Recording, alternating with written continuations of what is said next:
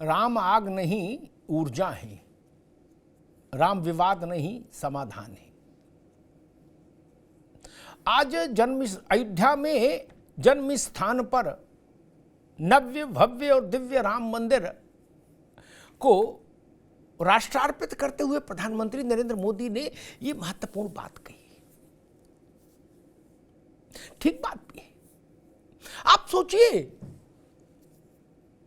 500 वर्षों तक जो राष्ट्र अपने आराध्य के लिए पूरे धैर्य और संयम के साथ प्रतीक्षा कर सकता है, ऐसा उदाहरण कहीं दूसरी जगह मिलेगा? जो उसका प्राण तत्व, जो भारत का आत्म तत्व, उसके लिए 500 वर्षों तक प्रतीक्षा, और तब भी प्रतीक्षा जब देश आज स्वतंत्र हो गया, वोट से शासन अपना हो गया, तब भी अदालत के रास्ते खड़ामा प्रतीक्षाएं होती रही। इसलिए ये बात नरेंद्र मोदी ने ठीक कही। जो लोग कह रहे थे, प्रधानमंत्री ने इस बात का उल्लेख किया कि लोग कह रहे थे कि राम मंदिर बनेगा तो आग लग जाएगी, वो लोग भारत के स्वभाव से परिचित नहीं थे। राम ऊर्जा है, हां राम ऊर्जा है। आज केवल एक मूर्ति का स्थापन नहीं हुआ और न किसी एक मूर्ति की लड़ाई थी, न एक और मंदिर बनाए जाने की जिद थी, नहीं। ये राष्ट्र के आत्म तत्व के स्थापना का विषय था। 1528 में जो कुछ टूटा, जो दरका, जो बिखरा, जो अपमानित हुआ, जो लांछित हुआ, ये उस सब की पुनर्स्थापना का विषय है। ये जान लीजिए। मैं उसमें नहीं जाना चाहता कि 1528 में जब मीर बाकी ने मंदिर तोड़ा और वहां मस्जिद बनाई तो क्या क्या लांछित हुआ, क्या क्या टूटा हमारे हृदय में, क्या क्या दरका था, मैं उसमें नहीं जाना चाहता। आज का दिन भी नहीं है। लेकिन आज यह बताना जरूरी है कि जो कुछ उस दिन को टूटा था, अपमानित हुआ था, लांछित हुआ था, उस सब की पुनर्स्थापना है। इसलिए मैं कहता हूं यह भारत में भारत के प्राण की प्रतिष्ठा है। यह भारत की सांस्कृतिक चेतना, सांस्कृतिक स्वतंत्रता का तुमुल जयघोष है, पुनर्जागरण है। इसलिए महत्वपूर्ण है। बाकी तो विग्रह है, रामलला का विग्रह है तो दिव्य होना ही था। राम का रूप तो मोहेगा, लेकिन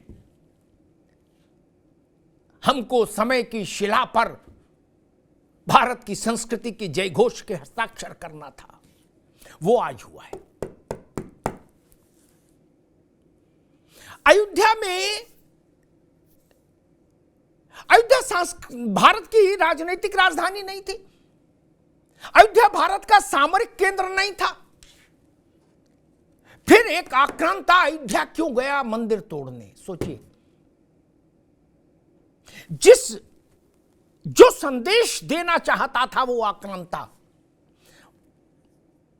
उस संदेश के विरुद्ध हम 500 वर्षों तक संघर्ष करते रहे और आज उस संदेश को हमने पलट दिया है। उस संदेश को भूमि के अंदर दबा दिया और भारत की सांस्कृतिक चेतना को अंदर से निकालकर आकाश तक उसकी ध्वज पताका फहरा दी। मेरे लिए इस आज के समारोह का अर्थ यह है, यहां से भारत का आत्म तत्व निकलेगा, यहां से भारत का स्वाभिमान निकलेगा, आत्मसम्मान निकलेगा, ऊर्जा निकलेगी।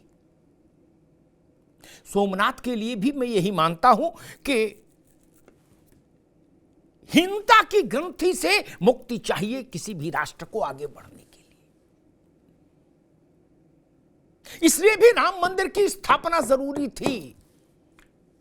उस हीनता की ग्रंथि का ऑपरेशन होना चाहिए था।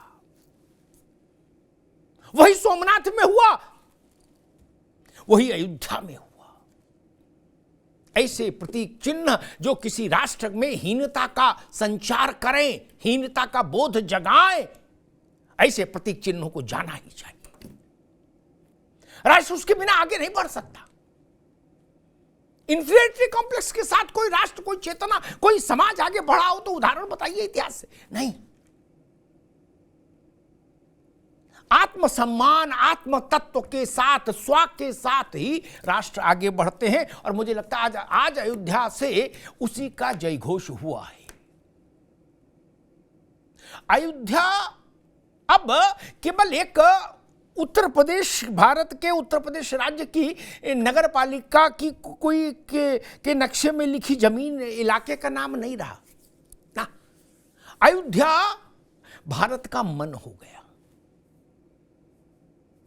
भारत में जितने भी लोग हैं उन सबकी देह अयोध्या और उन सबका हृदय गर्वस्थल, गर्वस्थान, गर्भगृह, जहां मानसिक मूर्ति राघवेंद्र सरकार की विराजमान हो गई। यह बड़ी चीज हो गई।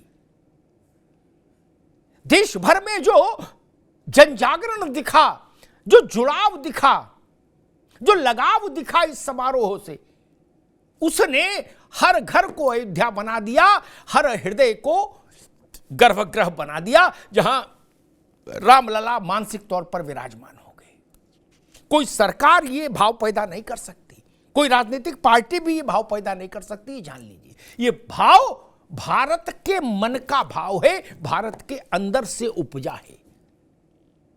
सरकार ने इसके लिए अनुकूल वातावरण तैयार किया, इसलिए सरकार बधाई की पात्र है। लेकिन ये चेतना भारत की अपनी है।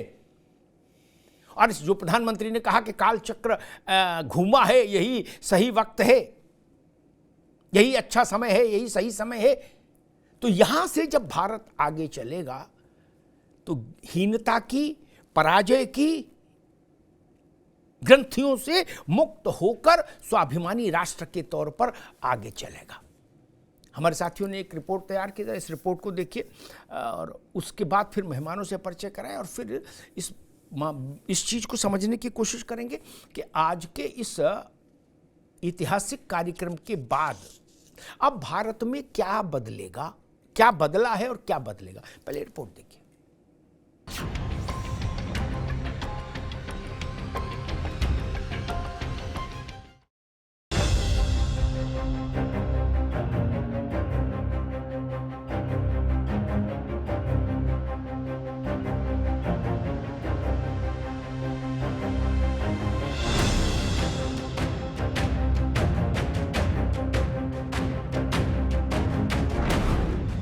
अद्भुत, अकल्पनीय और अविश्वसनीय नई अयोध्या का ये वो नया अध्याय है जहां 500 वर्षों की प्रतीक्षा के बाद भव्य और दिव्य राम मंदिर की प्राण प्रतिष्ठा का सपना साकार हुआ और रामलला विराजमान हुए।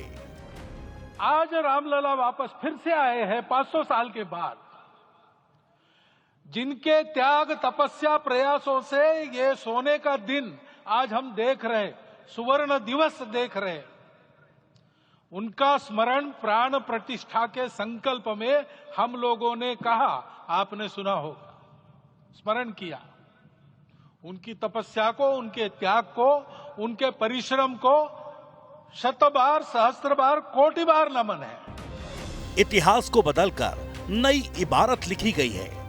बदले हुए भूगोल में बदल गया अयोध्या का इतिहास। प्राण प्रतिष्ठा के इस ऐतिहासिक पल को प्रधानमंत्री मोदी और योगी के परिश्रम का परिणाम भी कहा जाना गलत नहीं होगा। सीएम योगी के लिए भी संकल्प सरीखा था ये राम काज। अंततः वह शुभ अवसर आ ही गया जब कोटि कोटि आस्थावानों के त्याग और तप को पूर्णता प्राप्त हो रही है। आज आत्मा प्रफुल्लित है इस बात से कि मंदिर वही बना है जहां बनाने का संकल्प लिया था। धर्म, संस्कृति के साथ सियासत की धुरी मानी जाने वाली अयोध्या का नया अध्याय सबको आकर्षित करता दिखा। हर कोई इस पल का साक्षी बनने को आतुर था।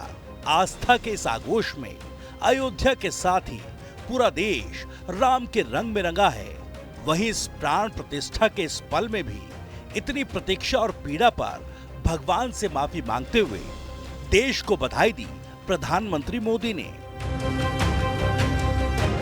22 जनवरी 2024 का ये सूरज एक अद्भुत आभा लेकर आया है। 22 जनवरी 2024 ये कैलेंडर पर लिखी एक तारीख नहीं, ये एक नए काल चक्र का उद्गम है। राम काज से राम राष्ट्र और विजय नहीं विनय के संदेश में देश को नई दिशा देने का भी प्रण किया प्रधानमंत्री मोदी ने।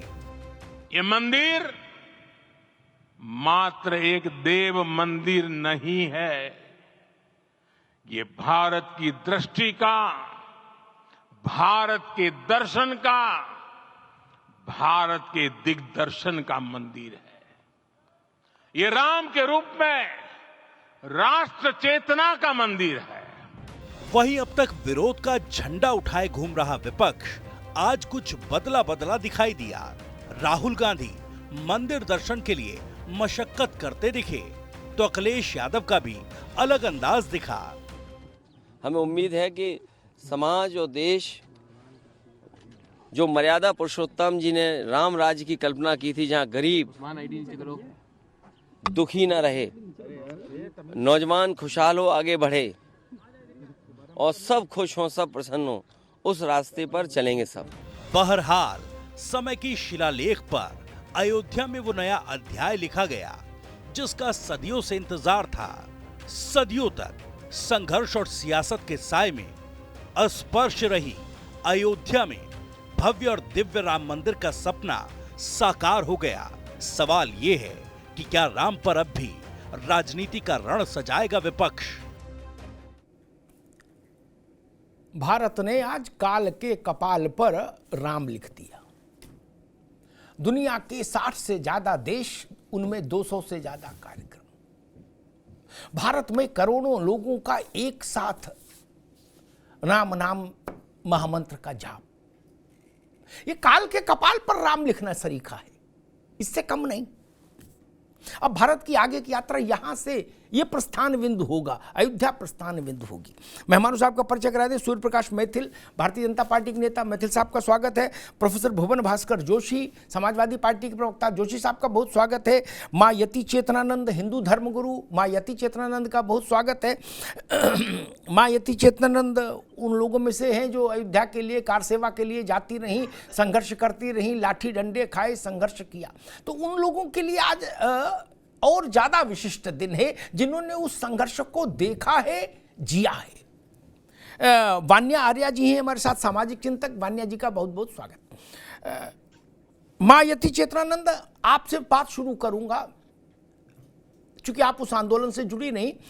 आज क्या बदल गया? यानी 21 जनवरी 2024 का भारत और 22 जनवरी 2024 का भारत, इस 24 एक तारीख बदलने से क्या बदला आज? सर्वप्रथम तो आपको रामोत्सव की बहुत बहुत बधाई, बहुत बहुत शुभकामना जी। आज भारत का भाग्य बदल गया। देखिए, आपको मैं अभी सुन रही थी, हीनता के साथ आप कह रहे थे कि हीनता के साथ राष्ट्र कभी आगे नहीं बढ़ सकता, और अब आगे जो स्थिति है वो अभी 2 जगह और है, काशी और मथुरा, जिसपे आपसे चर्चा होती रही जी। उसका मार्ग भी अब उस प्रशस्त हो गया कि हम वो कलंक भी अपने माथे पर लिखा हुआ वो कलंक भी अब बहुत जल्दी धो देंगे। लेकिन आज जो हुआ वो अद्भुत था। वो अद्भुत इसलिए था कि प्रधानमंत्री जी ने 11 दिन उपवास रखा, 11 दिन हर उस नियम का पालन किया। ये भारत के इतिहास में पहली बार है जब आजादी के बाद किसी प्रधानमंत्री ने इतनी चेष्टा नहीं की, इतनी हिम्मत नहीं जुटाई कि वो अयोध्या की तरफ जाकर रामलला जो टेंट में विराजमान थे उनके दर्शन भी कर लेते। उस समय उस परिपाटी को बदल दिया गया और ये बताया गया कि सनातनी कितने सहिष्णु हैं जिन्होंने जी। 500 वर्षों जी। तक अहिंसात्मक आंदोलन किया। जी तो आज भाव बहुत है, आपके साथ में आज जरूर रहना चाहती थी, जी। इसके लिए भी नहीं, बहुत मैं बहुत देख रहा हूँ यतीमा, मैं देख रहा हूँ आप बोल रही हैं तो आपके शब्द भी लड़खड़ा रहे हैं और आपकी आंखें भी भर रही हैं। मैं देख रहा हूँ ये भाव, ये भारत का आत्म तत्व है, ये भारत की आत्मा का भाव है। मैं वान्या आर्या के पास चलूंगा। वान्या आर्या, आपकी दृष्टि में आज क्या बदल गया? सबसे पहले टीवी 9 के माध्यम से आप सभी को जय श्री जी। राम। जय श्री राम। अमिताभ जी, आपका जी। प्रश्न बहुत सुंदर है। आज भारत के लिए बहुत ही ज्यादा महत्वपूर्ण क्षण है। जैसा कि अभी मोदी जी ने भी थोड़ी देर पहले ही बोला, राम भारत की प्रतिष्ठा है, प्रवाह नहीं, आग नहीं, ऊर्जा है। तो आज देश के लिए बहुत ही ऐतिहासिक क्षण है। ये वो क्षण है जिसके लिए हम 500 सालों से भी ज्यादा इंतजार कर रहे थे। फाइनली आज वो घड़ी आ गई है। बहुत ही एक इमोशनल, एक भावुक मोमेंट है और यहाँ से एक नए काल की शुरुआत हो रही है। सनातन संस्कृति की ये विजय है, एक नया पूरा विजय, हर क्षेत्र में विजय है। हर भारतीय, हर सनातनी, खाली इंडिया ही नहीं, इंडिया से बाहर पूरे विश्व की जीत है, विजय है, पूरे सनातन की जीत है, पूरी संस्कृति की जीत है। एक नया काल शुरू हो रहा है। यहाँ से हम पीछे मुड़ के नहीं देखेंगे। सिर्फ डेवलपमेंट्स और इंडिया जो है फास्टेस्ट ग्रोइंग इकोनॉमी इसमें ऑलरेडी आ चुका है और यहाँ से सिर्फ हम भारत की प्रोग्रेस आगे हम देखेंगे। आप सभी को हार्दिक शुभकामनाएं। बिल्कुल वान्या, मैं जोशी साहब के पास चलूं, फिर मैथिल साहब के पास जाऊं, हार्डकोर राजनीतिक लोगों के पास चलूं। एक बात मैं सोचता हूं कि जैसे हम लोकतांत्रिक देश हैं जोशी साहब, वैसे ही अमेरिका लोकतांत्रिक देश है। जितना भाषण हम देते हैं मानवाधिकार लोकतंत्र पर, उससे ज्यादा अमेरिका देता है। बात ये सब चलता रहता है कार्यक्रम। लेकिन वहां का राष्ट्रपति बाइबिल को हाथ में लेकर शपथ लेता है। कोई हाय तोबा नहीं होता, कोई छत से नहीं कूदता, कोई हाथ की नस नहीं काटता, कोई फांसी नहीं लगाता, कोई गाली गलौज पे नहीं उतर आता। क्या? और वहां जो रह रहे अन्य धर्मों के धर्मावलंबी, वो भी गड़बड़ नहीं करते, वो भी कहते चुप रहो, ठीक ही है। अगर भारत में कभी ऐसा हो जाता तो मेरे ख्याल से जाने कितना बड़ा बवाल हो जाता। आज ये भी बदल रहा है। जोशी साहब, आपके पास आ रहा हूं, आप समझिए होंगे मैंने बात क्यों कही। 1947 से आज तक प्रधानमंत्रियों को लगता था कि मंदिर नहीं जाना, और जाना तो उजाले में नहीं जाना, फोटो न खिंचाना, पूजा न करना, दंडवत न करना। नेता को दंडवत कर लो, भगवान को मत करना। उनसे थोड़ी दूरी बना के रखो।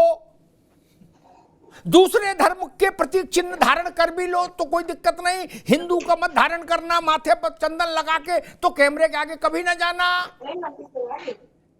जोशी साहब, नहीं, ये भी बदल रहा है। मुझे लगता है ये जो हिपोक्रेसी थी, जो पाखंड था राजनीतिक क्षेत्र में, वो भी आज अयोध्या के इस कार्यक्रम के साथ साथ बदल रहा है। भारत वास्तविकता के साथ चलने का अभ्यस्त हो रहा है। जोशी साहब।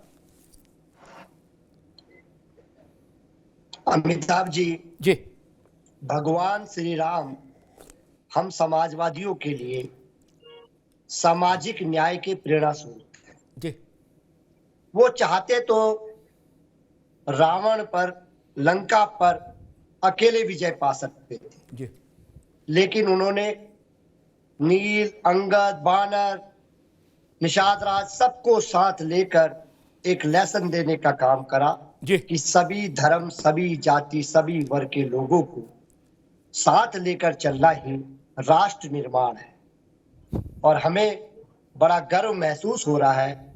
मैं अपने आप को आपसे और प्रभु राम से, जितने पैनलिस्ट हैं सभी की ओर से, मैं प्रभु राम के श्री चरणों में प्रणाम करता हूं और आशा करता हूं कि जो भारत की आधारशिला लिखी जाएगी वो नफरत की राजनीति से ओत प्रोत ना हो, विश्व में कल्याण हो, शांति का भाव हो, सभी धर्म, सभी जाति वर्ग के लोगों को सोशल जस्टिस मिले जैसे भगवान श्री राम ने जोशी साहब, दिया, ठीक। मैं आज के दिन केवल अपनी राम भगवान से अपना आशीर्वाद मांगता हूं और इतनी भावना देना चाहता हूं। मैं चाहता हूं आज की बहस बहुत कम पॉलिटिकल हो, जिसमें अगर अन्य साथी करेंगे तो फिर मेरी मजबूरी बनेगी जोशी साहब, कि मुझे भी ठीक है, अपनी बात अभी मैं मैथिल साहब के पास चलूं। ठीक है, जोशी, अरे रुको भाई जोशी, मैं मैथिल साहब के पास चलूं, उससे पहले एक टिप्पणी और कर दूं।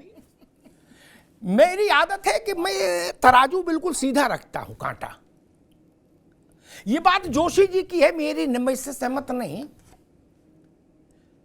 कि नफरत की राजनीति नहीं होनी चाहिए। ठीक बात है, नहीं होनी चाहिए, क्यों नफरत हो, लेकिन उससे पहले जो पुरानी नफरतें हैं हमें उनका तो इलाज करना होगा। पुरानी नफरतों के साथ कैसे चल सकते हैं? अयोध्या में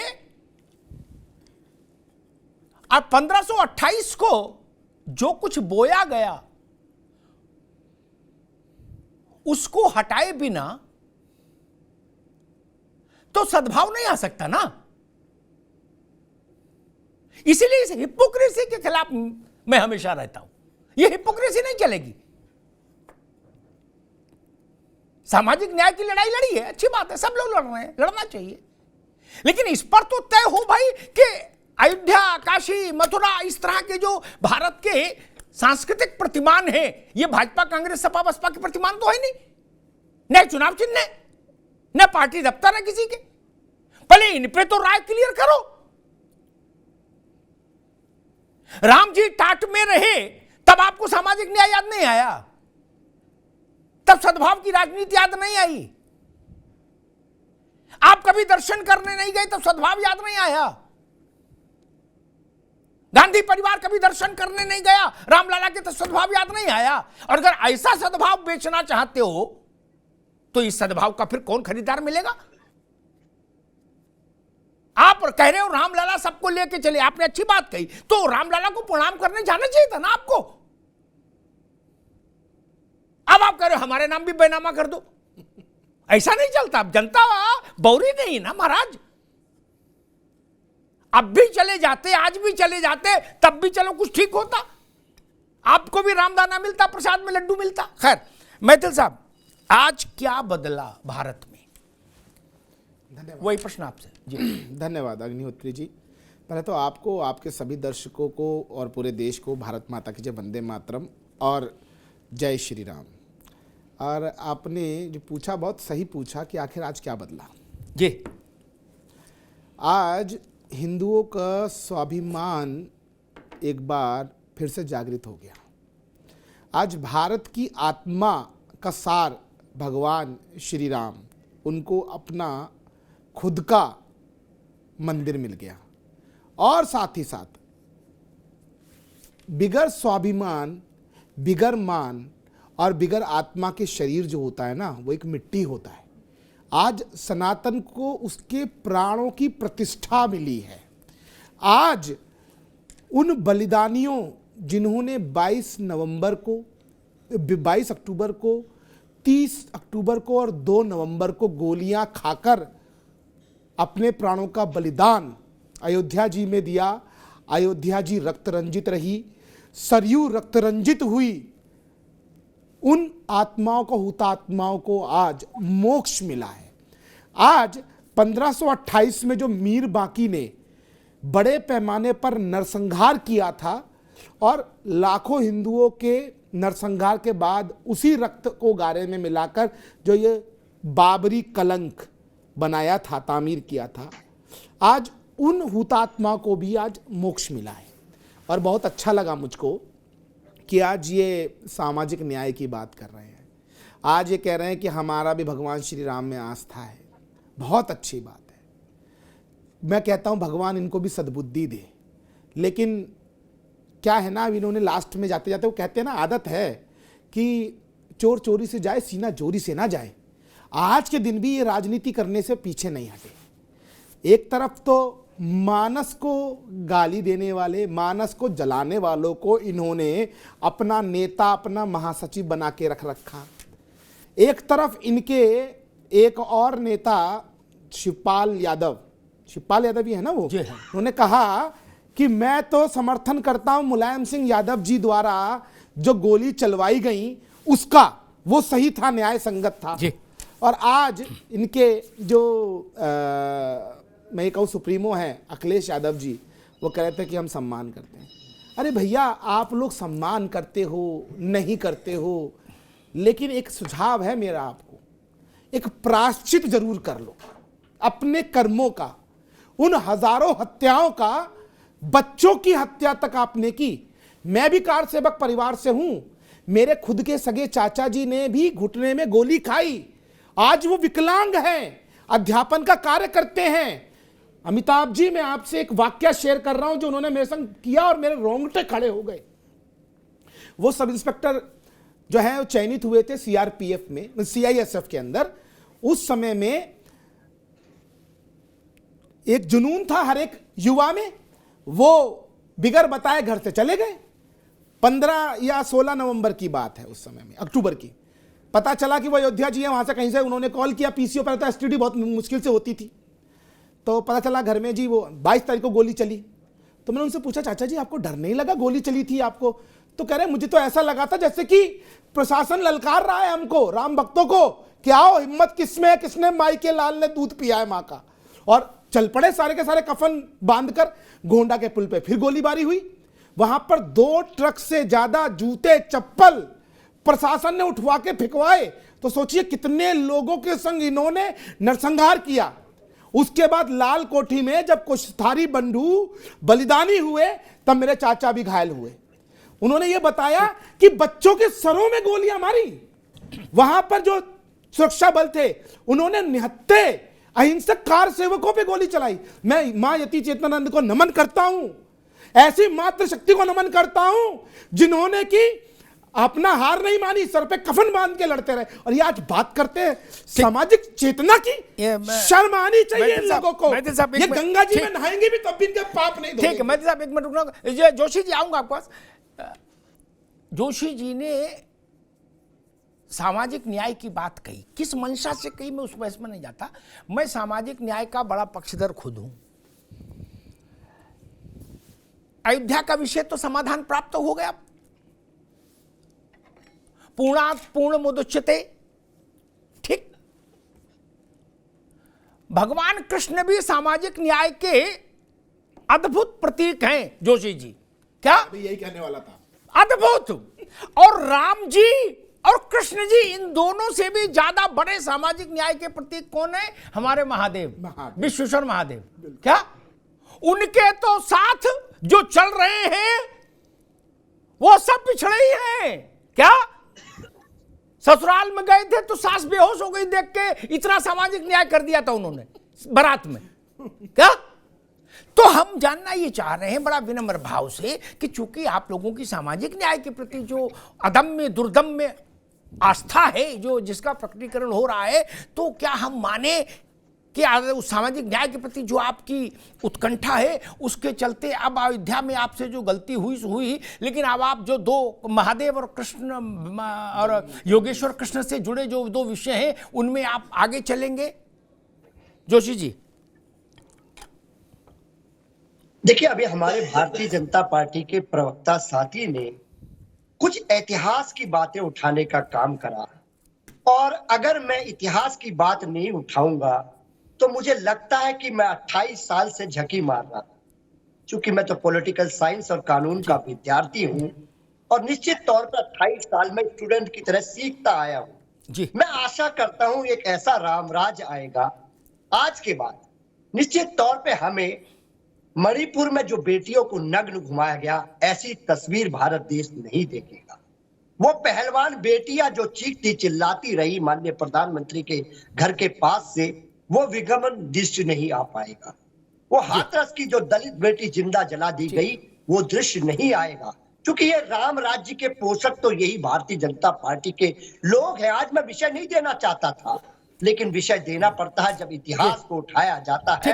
जोशी जी, आपने अपनी पॉलिटिकल बात कह ली, अब मेरा एक विनम्र सवाल था, उस पर एक लाइन कह दो, फिर मैं बहस आगे ले जाऊं। मेरी बहस में ये तो होता नहीं, जाऊं। एक मिनट, सामाजिक न्याय के मैंने दो प्रतीक आपको और बताए जो और बड़े प्रतीक हैं, उन दोनों के मथुरा और काशी के विषय हैं, उनमें समाजवादी पार्टी साथ चलेगी, क्योंकि आपका सामाजिक न्याय से लगाव ज्यादा है। उस पर एक टिप्पणी कर दीजिए, मैं आगे चलूं। अमिताभ जी, समाजवादियों के लिए इस देश का संविधान सर्वप्रथम है। अरे अभी आप राम जी का बता रहे थे, अब संविधान पे आगे गड़बड़ घोटाला ना करो महाराज, बात सीधी करो। अरे सर ना, देखिए अमिताभ जी, जो देश चलता है ना, वो देश चलता है संविधान से।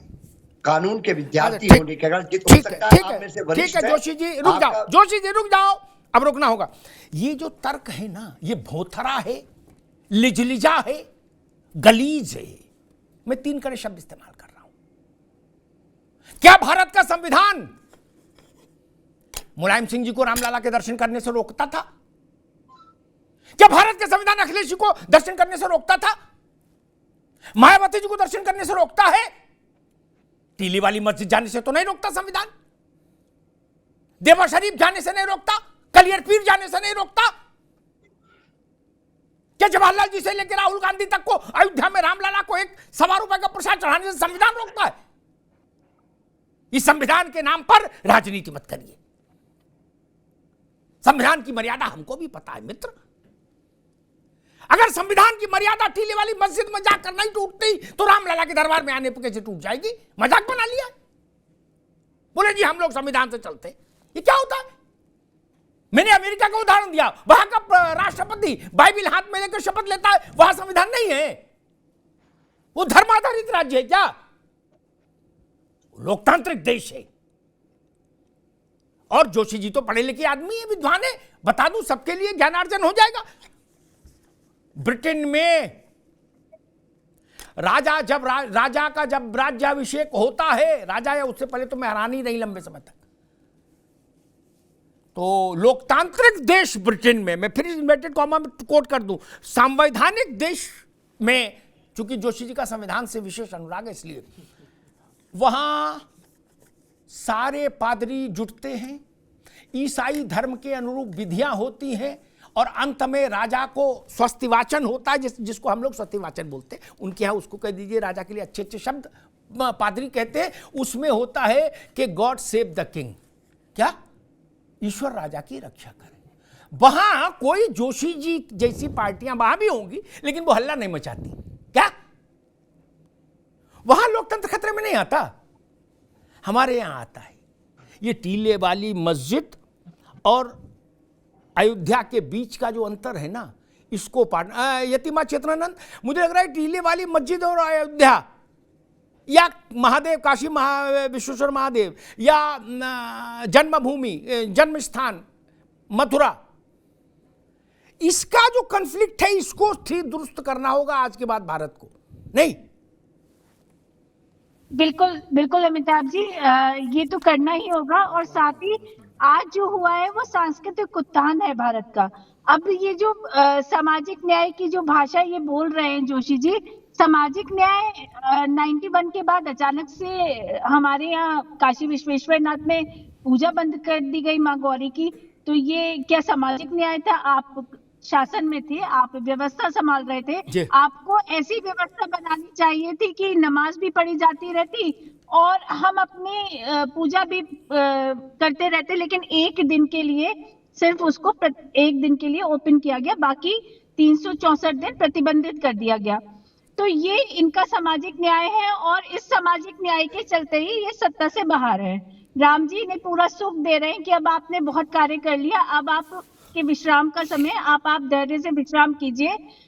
सामाजिक न्याय पे राम जी देख लेंगे। इस देश के उत्थान और इस देश की संस्कृति और इस देश का स्वाभिमान जो इन लोगों ने अपनी सत्तारूढ़ता में अब तक दबा कर रखा, 1947 के बाद ऐसी कोई मजबूरी नहीं थी कि अयोध्या, काशी और मथुरा की तरफ देखा ना जा सके। अपराध घोषित कर दिया जाए इस देश में भगवान श्री राम का नाम को लेने का, तो निश्चित रूप से ये तो अब ठीक कहा बात ये थी। जाएंगे कि भगवान मैं राम एक से टिप्पणी वान्या जी से लूंगा। वान्या जी, 90 में हम लोगों ने देखा कि पुलिस ने मान लीजिए सूर्य प्रकाश मैथिल को पकड़ किया, उदाहरण दे रहा हूँ, पकड़ा बंद किया, तो जो चालान काटा उसमें लिख दिया अपराध बताना पड़ता, तो बोले राम भक्ति। अब ये कौन सा न्याय है? ये तो सामाजिक न्याय छोड़ो, कोई न्याय नहीं हुआ। भारत में राम भक्ति नहीं होगी तो क्या होगा?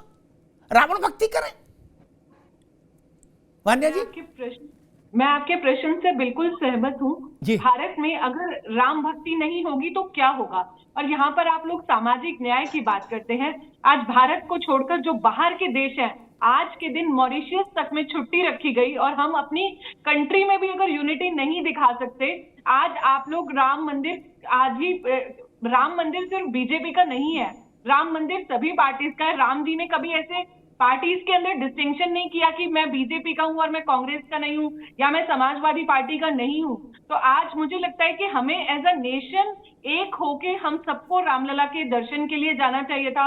हमें कहीं भी कोई ऐसा अगेंस्ट वो नहीं करना चाहिए था, क्योंकि इतने सालों बाद, इतने सालों के संघर्ष, इतनी जिंदगियों के त्याग के बाद आज वो क्षण आया और उस क्षण में रादर हम लोग अपने माननीय प्रधानमंत्री जी को सपोर्ट करें, हम उनके अगेंस्ट आ रहे हैं। तो मुझे ऐसा लगता है कि ये जस्टिस नहीं है। हमें सबसे पहले हम हिंदू हैं, सबसे पहले हम एक भारतवासी हैं, तो हमें श्री राम जी के बलिदान, जो श्री राम जी हमें मर्यादा में रहना सिखाते हैं, न्याय करना सिखाया उन्होंने हमें, तो आज हमें एकजुट होकर, जिस हिसाब से प्रधानमंत्री जी ने एक नए एग्जाम्पल आज सेट किया, जैसा कि अमिताभ जी अभी आपने स्टार्टिंग में भी बोला कि जैसे आज वो दंडवत कर रहे थे या उनका इतना लंबा अनुष्ठान था, जो इतना टफेस्ट अनुष्ठान था, वो 11 दिन से वो जमीन पर सो रहे थे, फॉरेन विजिट्स उन्होंने अपनी सारी जो है वो रोक दी थी।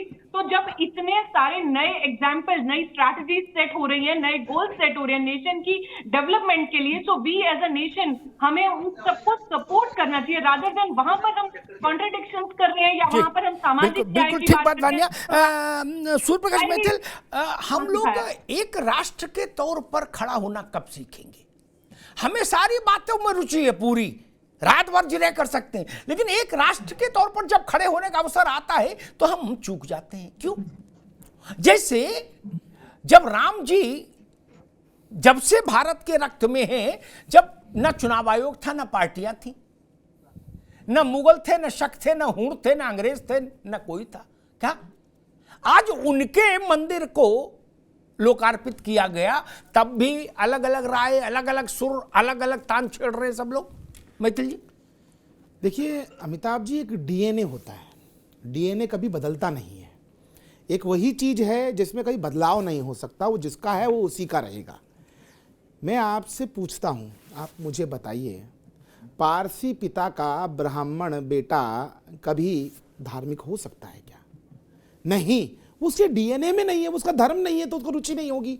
मैं एक हिंदू परिवार से आता हूं, मेरे रक्त में कार सेवा है, तो मैं आज भी मंदिर के लिए प्राण न्यौछावर करने के लिए तैयार हूं। मौका मिले तो आज सर कटा दूं और सर काट भी लूं। अब वो चीज नहीं रह गई ना, हिंसा परमो धर्म। हमने ये भी सीख लिया, धर्म हिंसा तथा। अभी आपके विजुअल्स में एक हेलीकॉप्टर दिख रहा था मुझको, जो कार सेवकों पे, वहां जो उपस्थित जनमान समूह है उस पर फूल वर्षा कर रहा है। तो मुझे अपने चाचा जी की एक बात और याद आई। उन्होंने बताया कि उस समय में एक हेलीकॉप्टर भी था जिसके ऊपर से गोलियां चल रही थी। आप अगर तस्वीरों में देखेंगे तो उन तस्वीरों में गुंबद के पास में हेलीकॉप्टर आपको दिखाई देगा जब कुठारी बंधुओं को गोली मारी गई। तो यह सामाजिक न्याय था उस समय में। सामाजिक न्याय के तहत जब सत्ता में थे तब ये रमजान, कब्रिस्तान, हज, केवल इसी पे कॉन्सेंट्रेट रहते थे। अभी आपने 2-3 चीज़ों के नाम लिए, वो टीले वाली मस्जिद और वो कौन सी दरगाह और क्या क्या, तो केवल उसी पे फोकस रहता था। जब सामाजिक न्याय का इन्होंने महाकुंभ करना होता था तो सैफाई का महोत्सव बना देते थे, इंग्लैंड से बग्गी ले आते थे, अभिनेत्रियों को रात भर नचाने के लिए सैकड़ों करोड़ रुपया उत्तर प्रदेश की सरकार का फूंक देते थे गरीब आदमी का। वो इनका सामाजिक न्याय था। लेकिन आज जब माननीय प्रधानमंत्री और यशस्वी मुख्यमंत्री योगी आदित्यनाथ जी के यथासंभव जो प्रयत्न है, उनके कारण आज ये मंदिर जो है ये आप मूर्त रूप हुआ है, तो उस पर भी ये कह रहे हैं कि भैया ये भाजपा का मंदिर नहीं है, ये भाजपा का इवेंट है, ये मंदिर भगवान श्री राम का लेकिन भाजपा का इवेंट है। तो मैं पूछना चाहता हूं बहुत विनम्रता से, मुझे ये बताइए कि एक निर्णय नशाबानों का भी आया था, उस समय में कोर्ट ने ही आदेश दिया था ना, उस कोर्ट के आदेश में यह तो था ना कि शाहबानों को उसका भरण पोषण मिलना चाहिए। तब क्या हुआ था, तत्कालीन सरकार ने कुछ कट्टरपंथियों के प्रेशर में कि हमारी किताब में यह नहीं लिखा, हम नहीं मानेंगे संविधान ना कानून, तो कोर्ट का निर्णय बदल दिया गया। तो क्या यह संभव नहीं था अमिताभ जी कि यदि देश के अंदर रामद्रोहियों की सरकार होती और ये जो रंगे हुए सियार हैं यदि वो सरकार में होते तो ये नहीं कहते कि भैया गंगा जमुनी तहजीब खराब हो जाएगी, इस देश में खून की नदियां बहेंगी, दंगे होंगे, इसलिए शांति के लिए हम इसको रोकते हैं। एक और चीज मैं आपको याद दिलाना चाहता हूं, क्या यह संभव था कि जो 67 एकड़ जमीन अयोध्या जी में अवैध कब्जेदारों ने कब्जा कर रखी थी राम जन्मभूमि न्यास की, अगर मोदी सरकार और योगी सरकार ना होती तो क्या वो जमीन वापस मिलती? ये कुछ ऐसे प्रश्न हैं जो कि अपने आप में बहुत बड़े हैं। एक बात और मैं पूछना चाहता हूं बस केवल इनसे, आपने भी पूछा, मैं दोबारा पूछता हूं, आप लोग चिल्ला चिल्ला के लगातार कहते रहे कि भैया ये तो भारतीय जनता पार्टी राजनीतिकरण कर रही है राम मंदिर का, राम मंदिर के नाम से वोट मांग रही है, भगवान श्री राम सबके हैं। अरे भगवान श्री कृष्ण भी सबके हैं। मैं आपको चैलेंज देता हूं, चैलेंज है, चुनौती है मेरी समाजवादी पार्टी को, आइए मैदान में और सबसे पहले झंडा लेके आगे खड़े हो जाइए कि मैं और मेरी पार्टी मुलायम सिंह यादव जी के सुपुत्र को कहता हूं मैं आपके माध्यम से, अखिलेश जी को, कि आप में हिम्मत है तो आइए मैदान में और कहिए कि कृष्ण जन्मभूमि पर हम कृष्ण भगवान का हम मंदिर बनवाएंगे और हम इसके लिए आंदोलन करेंगे। हिम्मत है तो बोलिए, वरना ये डुगडुगी, ये नौटंकी करना बंद कर दीजिए। मीठा मीठा मैथिल साहब अभी रुके। जोशी जी जो सवाल ये पूछ रहे हैं वो तो है ही, बाकी एक प्रश्न ये भी खड़ा होता है कि राम सबके हैं, ये बोलने के बाद हम अपने घर के दरवाजे बंद कर लेते हैं। एक बड़े विपक्षी नेता ने मुझसे कहा कि वहां तो भाजपा वाले सब काम संभाल रहे हैं।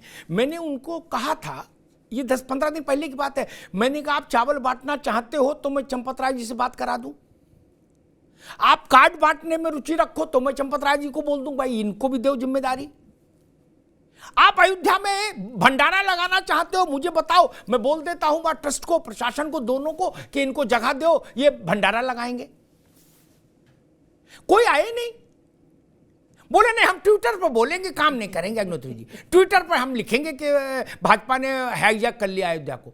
तो हमने कहा तुम भी जाओ, बोले नहीं नहीं हम जाएंगे नहीं, इतनी ठंडे में कहां बवाल पड़ेंगे। जोशी जी। अमिताभ जी आज आपने आपके चैनल, आवाज आ रही है मेरी आपको? जी जी आ रही है जी जी। मेरे ख्याल से पहले वाला जो मैंने बात कही थी वो आपके चैनल में आ गई, क्योंकि बीच में नेटवर्क चला गया था, मुझे पता नहीं मेरी बात जी जी जी जी। मैं आपने आज की एक डेडलाइन अपने चैनल के माध्यम से आपने देने का काम करा और आपने कहा कि आज ही आ जाते दर्शन को, जबकि हमारे नेता ने कहने का काम करा कि निश्चित तौर पर हम सपरिवार आएंगे। और मेरे ख्याल से आज वो ऐसी कोई डेडलाइन नहीं है, वरना अगर डेडलाइन होती तो निश्चित तौर पे आज विश्व की सबसे बड़ी पार्टी का दावा करने वाले राष्ट्रीय अध्यक्ष जी और उनके गृह मंत्री भी वहां आते। मेरे ख्याल से आप भी और हम भी और अधिकतर जितने पैनलिस्ट बैठे हो, आज नहीं था ना, निमंत्रण आपको था ना, आपके घर पे राम जन्मभूमि न्यास ने निमंत्रण भेजा था ना। यदि आपको रामलला विराजमान के मंदिर प्राण प्रतिष्ठा का निमंत्रण मिला तो आपने उसको स्वीकार क्यों किया? पूछ रहा हूं, रोजा इफ्तारी को तो स्वीकार नहीं करते कि भैया मैं रोजा नहीं रखता, मैं इफ्तारी नहीं। एक मिनट मैथिल साहब के अभी रुके, अभी नहीं एक मिनट रुके, अभी केवल जोशी जी की आवाज, अभी जोशी जी की आवाज, जोशी जी जी जी जी तो हो गए आपसे बहस करते हुए, सुनता भी हूँ और जी यहाँ अपनी बात कहिए जी जी जी जी। मैं आप पहला विषय तो आज ही डेडलाइन खत्म नहीं हो रही, कल के बाद देश का एक एक व्यक्ति नहीं, किसी ने कहा आज की डेडलाइन, किसी ने नहीं कहा, ये किसने? मैंने तो कहा ना एक मिनट सुन लो, आप क्लियर कर दे, हाथ की हाथ निपटाते चले, लोड नहीं रखो, हाथ क्या निपटाते चले। मैंने कहा जब मुलायम सिंह पहली बार मुख्यमंत्री बने थे, विधायक रहे छोड़ो, मंत्री रहे 67 में छोड़ो से घर तक, जब पहली बार मुख्यमंत्री बने तो चले जाते वहां बतासा चढ़ा देते, नहीं गए। आज की बात थोड़ी नहीं कर रहा हूं मैं, नेहरू जी के समय से बात कर रहा हूं, नेहरू जी से लेके और राहुल जी तक। आज की बात कौन कर रहा? मैं नहीं कर रहा महाराज ना। महीने गए आज, मैं भी सुविधा से जाऊंगा। आपने कहा था कि ना ये गलत प्रचार जी। चलिए छोड़िए, इस विषय में नहीं जाना चाहता जी। अब मैं बात करना चाहता हूँ भारतीय जनता पार्टी के जो नेता के रूप में यहाँ पर बैठे हुए हैं जी, उनको बताना चाहता हूँ, हम लोगों का जो आज भी, आप जब अयोध्या जाने का शौक हो कि आप भी नहीं गए आज, और साध्वी जी तो मेरे साथ एक कार्यक्रम में थी, अभी साथ में ही हम लोग थे, तो और आपने भी बता दिया आप भी नहीं गए, मैं भी नहीं गया, मैं भी स्टूडियो में हूँ। तो मैं आपको बताना चाहता हूँ, जब हम जाएंगे तो हम केवल हमारे नेता जो जाएंगे वहां पर, वो राम भक्त की हैसियत से जाएंगे, ना विपक्ष के नेता की हैसियत से जाएंगे, ना पूर्व मुख्यमंत्री की हैसियत से जाएंगे, ना पूर्व सांसद की हैसियत से जाएंगे, ना वर्तमान विधायक की हैसियत से जाएंगे, सब परिवार जाएंगे, ये हमारे नेता ने कहा है। और मेरे को लगता है जो राम का जो दर्शन है वो आज हमने इतिहास में, हम आज आए नहीं थे अमिताभ जी, हम इस भाव से, हम भी भक्त है कि आपने अपने भगवान है, 133 करोड़ देवता हमारे पास है, तो किसी का कोई भक्त होता है, कोई किसी का भक्त होता है। तो निश्चित तौर पे हमारा आज का जो विजन था वो केवल ये था कि जो राम का जो लेसन है, जो राम का सामाजिक न्याय है, या राम ने जो हमें सीखें दी है, उन सीखों पर हम लोग अमल करें, यही भारत निर्माण, यही जोशी जी एक मिनट, जोशी जी एक मिनट रुक जाए, एक मिनट। ये बात बार बार कहने से भी बदल नहीं जाएगी। मैं पूछ रहा हूं, जो सामाजिक न्याय कृष्ण जी ने स्थापित किया, जो समाजवाद कृष्ण जी लाए और जो समाजवाद महादेव लाए, उसके लिए आप कब संघर्ष में उतरेंगे? क्योंकि आपने तो कहा कि हम लोग सामाजिक न्याय के लिए संघर्ष करते हैं, तो फिर सवाल खड़ा हो जाएगा ना, नहीं? अमिताभ जी, इसका जवाब मैंने पहले भी दिया है, अब भी दिया है। निश्चित तौर पे आज कोई भी, आप भी एक चैनल है, उसकी गाइडलाइन है, देश का जो संविधान है वो हम लोगों को गाइडलाइन देने का काम करता है। अगर आप देश की इस कानून व्यवस्था पर, अंबेडकर साहब के संविधान पे विश्वास नहीं कर सकते, तो मेरे को लगता है राष्ट्र निर्माण नहीं हो सकता। ठीक है, रुकना होगा। असल में इस देश की सबसे बड़ा दुर्भाग्य ये है मान्या जी कि हम लोगों ने जितना दुरुपयोग संविधान, मतलब जितना छल छद्म संविधान की आड़ में किया, उतना किसी की आड़ में नहीं किया। क्या संविधान को जाने क्या बना के रख दिया? सैकड़ों बार, पूरी जिम्मेदारी से सैकड़ों बार सुप्रीम कोर्ट के फैसले पलट दिए गए, तब संविधान नहीं था ना, लेकिन पलट दिए, मेरी मर्जी, मैं चाहे ये करूं, मैं चाहे वो करूं, मेरी मर्जी। वो नहीं एक गाना था बाबा सहगल का, तब संविधान याद नहीं आया। हमने सवाल पूछा तो बोले संविधान की गाइडलाइन से बंद है। शाहबानों में संविधान की गाइडलाइन नहीं थी। एक आरक्षण का विषय आया था सुप्रीम कोर्ट से, उस पर गाइडलाइन नहीं थी मान्या जी। या हम अपनी सुविधा से जहां से बचना चाहते हैं। मैं हैरान हूं, इस देश की 80% आबादी, 85% आबादी का जो सबसे बड़ा आराध्य है, उसके विषय में हम आड़ लेके बचना चाहते, और शाहबानों के मसले पर फैसला आ जाता है तो हम सड़क पर लठ लेके उतर पड़ते, कहते हैं ईंट से ईंट बजा देंगे अगर फैसला नहीं बदला। वान्या जी, गाइडलाइन तो बहुत कुछ कहती है, लेकिन उस गाइडलाइन की आड़ में अगर हम अपनी रिस्पॉन्सिबिलिटीज को पूरा नहीं करना चाहते और वहां पर हम एक कीवर्ड यूज करते हैं कि हमें संविधान में ऐसा लिखा है या गाइडलाइन में, फिर तो भारत में बहुत सारे ऐसे और भी एग्जाम्पल है जहां पर हम संविधान को फॉलो नहीं कर पा रहे हैं। और अगर हमें करना है, अगर हम सच्चे दिल से, अगर हमें रिस्पॉन्सिबिलिटीज को शेयर करना था राम मंदिर के टाइम पर, जैसा कि आपने अभी बोला कि वहां पर चावल बांटने का काम था या कुछ भी और काम था, तो अगर हम दिल से चाहते हैं, अगर हम राम भक्त हैं, क्योंकि राम जी ने तो कभी नहीं बोला कि ये बीजेपी का मंदिर या ये कांग्रेस का मंदिर, तो हम उन रिस्पॉन्सिबिलिटीज में तो एटलीस्ट अपना शेयर, अपना कंट्रीब्यूशन जितना हम कर सकते हैं वो तो हम कर सकते थे ना। वो हमने क्यों नहीं किया? वहां पर हम संविधान का आके टैगलाइन लगा दें या वहां पर हम ये कह दें कि बीजेपी के सारे कार्यकर्ता लगे हुए हैं, तो ये तो ठीक नहीं होगा ना, ये तो जस्टिस नहीं होगा। राम जी तो आपके भी हैं, राम जी मेरे भी हैं, और राम जी सबके हैं, राम जी पूरे भारतवर्ष के हैं, या राम जी भारत से बाहर जो और भी कंट्रीज हैं वो भी जब हमें सपोर्ट करिए, तो हम विद इन इंडिया ही अगर हम एकजुट होकर नहीं रहेंगे या वहां पर हम संविधान या सामाजिक न्याय की बात करेंगे तो वो जस्टिस तो नहीं होगा। आपने बोला कि कुछ कुछ नेगेटिव पॉइंट्स जो आपने लिए, जैसे वो मणिपुर इशू था या कोई और इशू था, लेकिन जो पॉजिटिव डेवलपमेंट्स कंट्री में हुए उनके बारे में आप क्या बोलेंगे? आप विमेन एम्पावरमेंट की बात करते हैं, आप ग्लोबलाइजेशन की बात करते हैं, ऑटोमेशन की बात करते हैं, डिजिटलाइजेशन की बात करते हैं। आज कंट्री इतनी प्रोग्रेस करी है, कितने सारे प्रोडक्ट्स जो हम बाहर से एक्सपोर्ट या इंपोर्ट करते थे वो आज हमारी कंट्री में डेवलप हो रहे हैं। आज सेमीकंडक्टर प्लांट्स लग रहे हैं, अभी G20 का ऑर्गेनाइजेशन हुआ, जो इतने सारे पॉजिटिव, जो हमारी इकोनॉमी फास्टेस्ट वर्ल्ड की ग्रोइंग इकोनॉमी हो गई, जो हमारे बच्चे आज भारत से बाहर पढ़ रहे हैं, जो रिस्पेक्ट एज इंडियंस आज उन्हें मिल रही है, वो रिस्पेक्ट पहले तो हमें नहीं मिलती थी। आज जो हमारी स्ट्रगल्स हैं, जब वो स्ट्रगल ओवर हो रही है, तो इस पर पॉजिटिव डेवलपमेंट्स पर आप क्या कहेंगे? वहां पर भी तो हमें संविधान को फिर क्रेडिट देना चाहिए, या वहां पर भी हमें पर तो कहीं नहीं है मान्या जी, पॉजिटिव आ रहे हैं जो चीज आएंगे। यतीमा, एक मेरे दिमाग में सवाल खड़ा होता है बार बार कि भाई चलो अयोध्या, काशी, मथुरा ऐसी बात उठाओ तो कोई संविधान के पीछे छुपने की कोशिश करता है, कोई अदालत के पीछे छुपने की, कोई कुछ ब्ला ब्ला। मैं एक ऐसा मसला सामने रख दे रहा हूं जो अकाट्य है, जिसमें भागने का, बचने का, छुपने की गुंजाइश खत्म हो जाएगी। अभी तत्काल रख दूं यतीमा, रख दूं? फिर भागने की, दुनिया में कितना भी प्रबुद्ध आदमी हो भाग नहीं सकता फिर उस तर्क से। रख ही देता हूं, आज का दिन शुभ है, संतों ने बड़ा मुहूर्त देख के आज का दिन तय किया। जोशी जी, आपके संज्ञान के लिए, पहले 2017 से पहले अयोध्या 55वें स्थान पे था या 57वें स्थान पे था उत्तर प्रदेश में? यतीमा, तरक्की के पैमाने पर छोड़ो मंदिर, ठीक, 75 जिले, उसमें 57वें नंबर पे ये था, ठीक।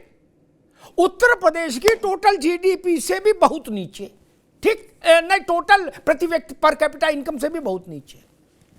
अब आ गया है 45वें पे, कुछ अच्छा हुआ।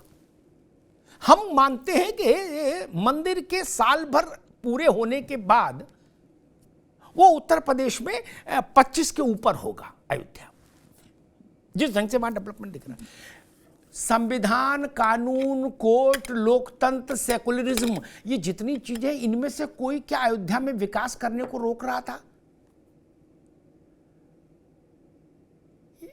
किसी पर के हाथ बांधे थे गोविंद बल्लभ पंत से लेके अखिलेश यादव, मायावती तक, कि वहां सड़क ना बनाना, नहीं तो कानून टूट जाएगा, संविधान टूट जाएगा। किसी ने कहा था वहां बच्चों को रोजगार ना मिले, नहीं तो संविधान खतरे में आ जाएगा। किसी ने कहा था वहां सड़कें अच्छी ना हो, बिजली खंबे ना लगे। यतीमा, क्या संविधान ने रोक लगाई थी? अमिताभ जी, जो लोग सत्ता में आते ही ये कहते हो कि मैं मुसलमानों के वोट से मुख्यमंत्री बनकर आया हूं और मैं उनका मुख्यमंत्री हूं, उनसे ये उम्मीद भी कैसे की जा सकती है कि वो वहां विकास कराते? अयोध्या को छूना, मैंने बताया ना कि अयोध्या को अस्पृश्य कर दिया गया। 500 साल का संघर्ष तो एक अलग रहा, लेकिन 1947 के बाद जो घृणा अयोध्या के लिए राजनेताओं ने दिखाई, जो मुख्यमंत्रियों ने दिखाई, और जो प्रधानमंत्री मौजूदा, मतलब इस समय छोड़ दीजिए 2014 के बाद का परिदृश्य, लेकिन उससे पहले के प्रधानमंत्रियों ने जिस तरीके की घृणा अयोध्या के लिए दिखाई, मुझे नहीं लगता कि इतिहास में किसी भी धर्म, किसी भी मत, किसी भी संप्रदाय ने अपने इष्ट के लिए इतनी घृणा दिखाई होगी। क्योंकि चिंता ये थी कि वो जो वोट बैंक है जो इन्हें सत्ता तक पहुंचाता था, हिंदुओं का वोट बैंक नकार दिया गया। हिंदुओं ने जो वोट किया, इनको उस प्रतिशत को हटा के इन्होंने सारा कंसंट्रेशन उस पर करा कि बाबर की जो लीगेसी को फॉलो कर रहे हैं कहीं वो ना खिसक जाएं, जो औरंगजेब की लीगेसी को फॉलो कर रहे हैं कहीं वो ना खिसक जाएं। अब राम जी ने कहा कि आप ही को नमस्ते करते, आप ही को प्रणाम है, बहुत घृणा हमारे प्रति दिखा ली, अब आप अपना आराम विश्राम कीजिए। तो ये जो बहानेबाजी है ना संविधान की, कानून की, लॉ एंड ऑर्डर की, ये एक नरसंहार था। अयोध्या में जो हुआ वो निहत्थे कार सेवकों का नरसंहार किया गया था, और उसका पाप ये लोग भोग रहे हैं, क्योंकि किसी ने बाध्य नहीं करा था। वहां की जनता, वहां के जो लोग थे, वहां हिंदू भी थे, वहां मुस्लिम भी थे। अयोध्या में ऐसा नहीं सिर्फ हिंदू वास करता है, वहां हर कम्युनिटी का, हर धर्म का, हर संप्रदाय का व्यक्ति वहां रहता है। आपने उस हर व्यक्ति को विकास से वंचित रखा, तो क्या आज अयोध्या आपसे ये सवाल भी ना पूछे कि आपने जो इतना बड़ा अपराध किया, आखिर वो किया क्यों? बिल्कुल ठीक बात कही वान्या जी। वही प्रश्न मेरा आपसे कि काशी, मथुरा, अयोध्या ये डेवलपमेंट के हर पैमाने पर बहुत पिछड़े क्यों? वहां मंदिर का विवाद हो सकता है, मस्जिद का विवाद अदालत में हो सकता है, विकास पर तो कोई रोक नहीं थी।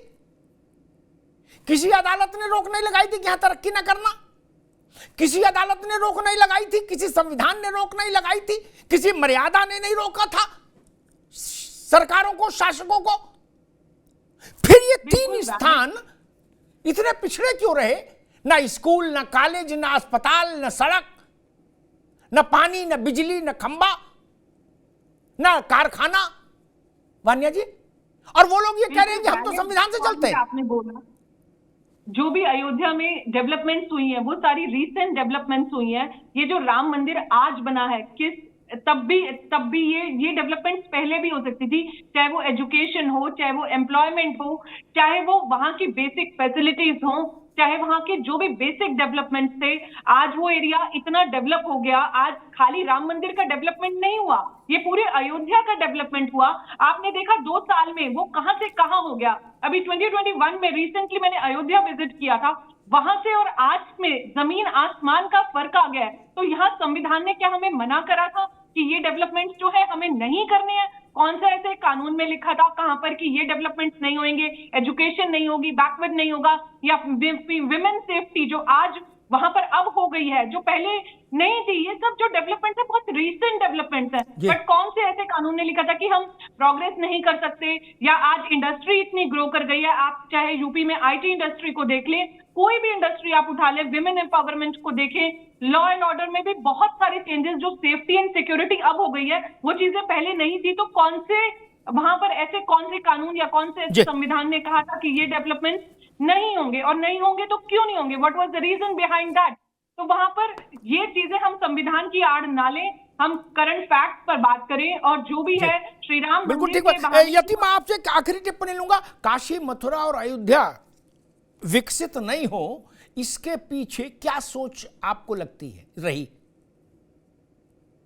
आजादी से लेके और अभी ये 2014 से पहले तक यही दृश्य रहा।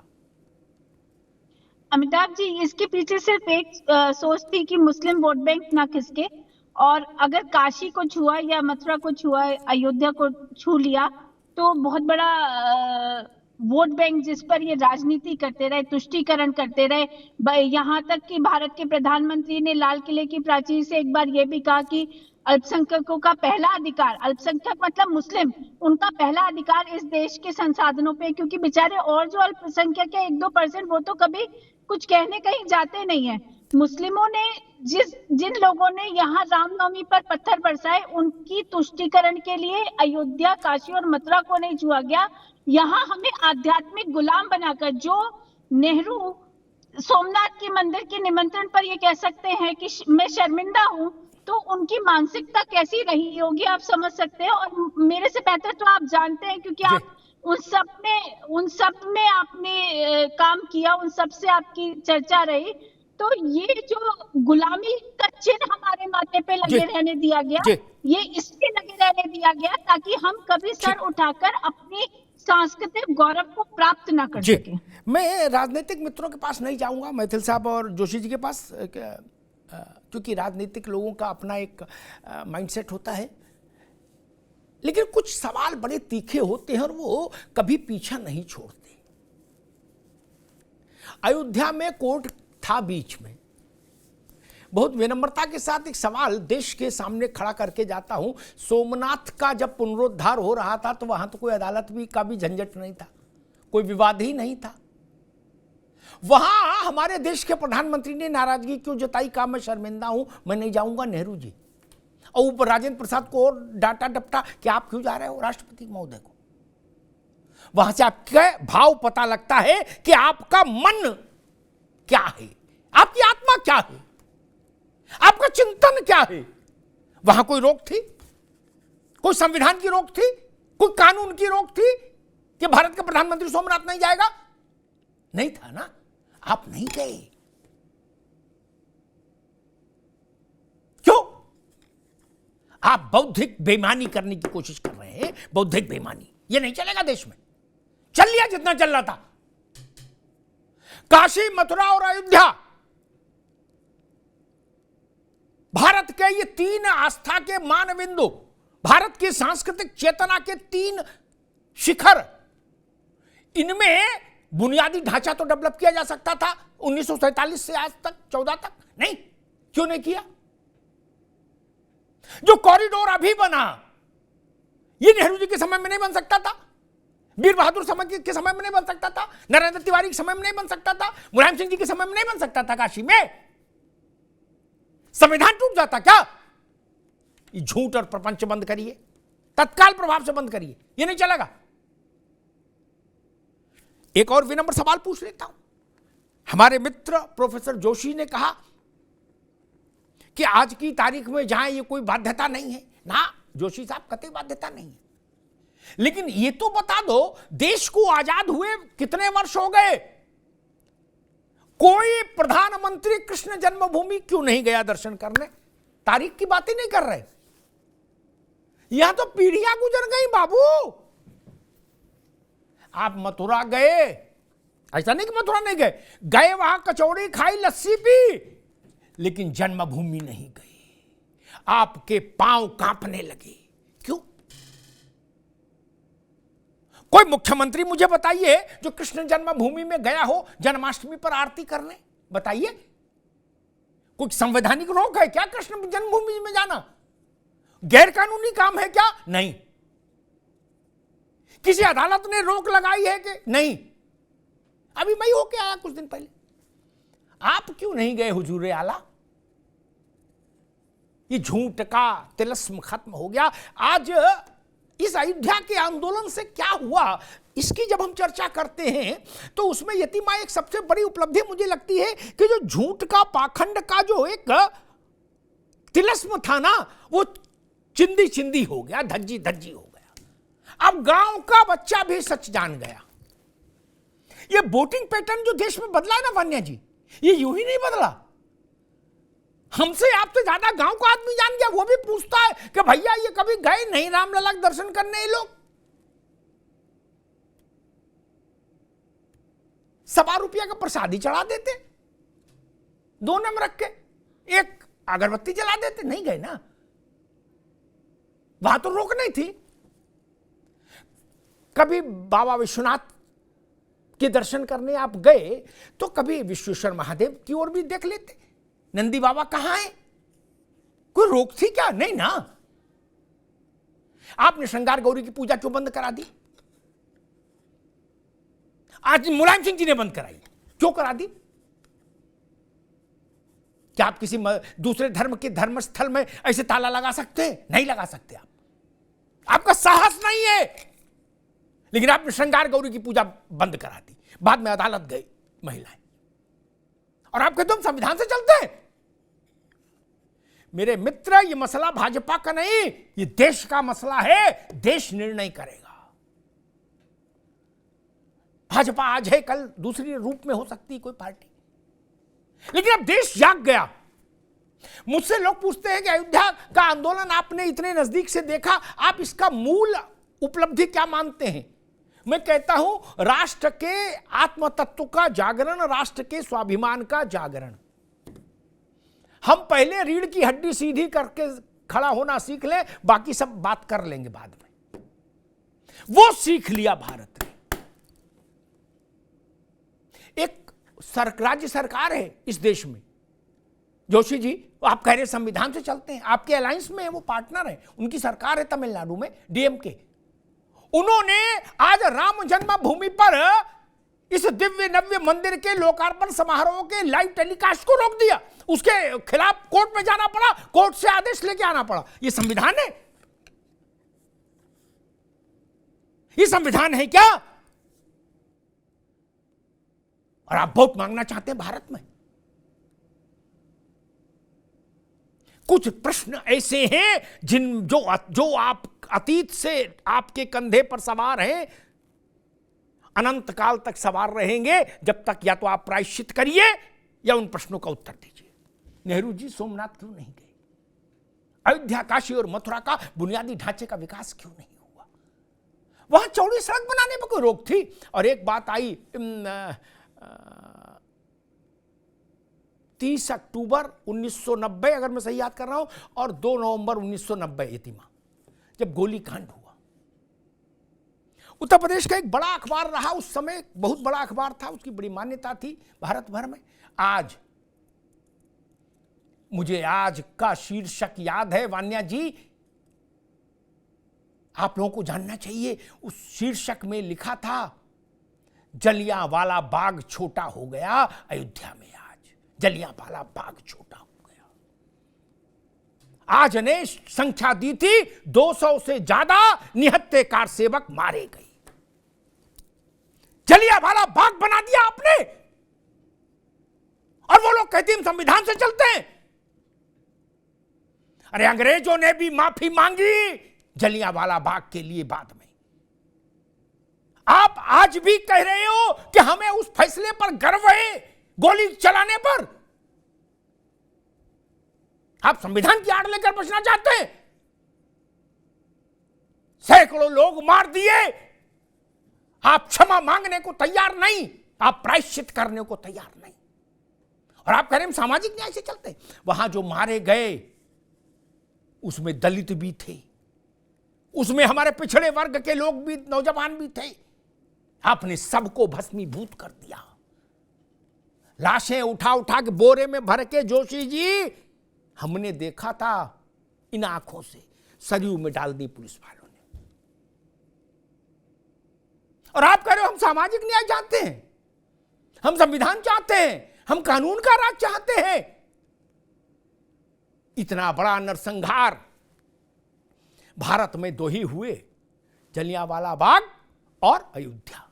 जलियांवाला बाग किया था अंग्रेजों ने, हमारे देश के नहीं थे।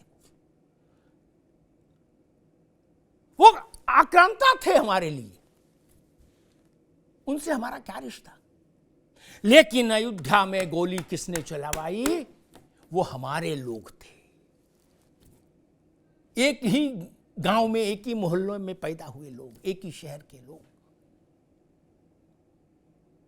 अंग्रेजों से तुलना नहीं हो सकती। अंग्रेज हमारे लिए ममत्व का कारण क्यों खोजेंगे? लेकिन जिनको हमने सरकार सौंपी उनमें तो ममत्व होना चाहिए था। निहत्थे थे कार सेवक, निहत्थे मित्र, निहत्थे। कोई बंदूक और तोप लेके चल रहे थे क्या अयोध्या में? मणिराम छावनी नहीं होती महंत नृत्य गोपाल दास जी की, यतिमा तो जाने कितने मारे जाते। और उसने मां की गोद की तरह हजारों कार सेवकों को आश्रय दिया था, भोजन दिया, सुरक्षा दी। इसलिए मैं महंत नृत्य गोपाल दास जी महाराज का बड़ा सम्मान करता हूं। और आप कह रहे हम संविधान से चलना चाहते हैं। रामलला के दर्शन करने आप कभी नहीं गए। क्या आपको ये बताने की जरूरत है कि राम कौन है? और अगर आपके लोक जीवन में, व्यक्तिगत जीवन में अयोध्या का कोई स्थान नहीं, तो ये सवाल उठेगा कि फिर बाकी दूसरी जगह का 30 त्योहार आपको याद कैसे रहते हैं?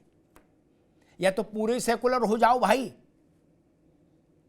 आपको टीले वाली मस्जिद याद रहे, अयोध्या भूल जाओ, ये नहीं चलेगा। कांटा बराबर होना चाहिए, कांटा बराबर होना चाहिए। मेरे लिए आज एक मंदिर का उद्घाटन नहीं है, एक श्री विग्रह का प्राण प्रतिष्ठा महज नहीं है। यह भारत की सांस्कृतिक चेतना का जयघोष है। मैं जयघोष शब्द का इस्तेमाल कर रहा हूं। भारत ने सीधे खड़ा होना सीख लिया है। हम आक्रमण नहीं करते, लेकिन हम आक्रमण सहेंगे भी नहीं। हम आक्रमण का प्रतिकार करना जानते हैं, वो साहस रखते हैं। इतिहास बताता है मान्या जी, भारत ने कभी सीमा विस्तार के लिए शस्त्र का सहारा नहीं लिया, किसी देश पर आक्रमण नहीं किया।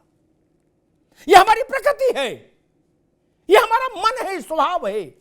लेकिन अब कोई राम मंदिर टूटे यह भी संभव नहीं होगा। अब कोई मंदिर टूट नहीं सकता। किसी मंदिर के अवशेष पर कुछ और बना के हमारे मस्तक पर लात रखने जैसा काम करने की कोशिश अब संभव नहीं होगी। यही बदलाव है जो अयोध्या से आया है, रामलला के चरणों से आया है। धन्यवाद।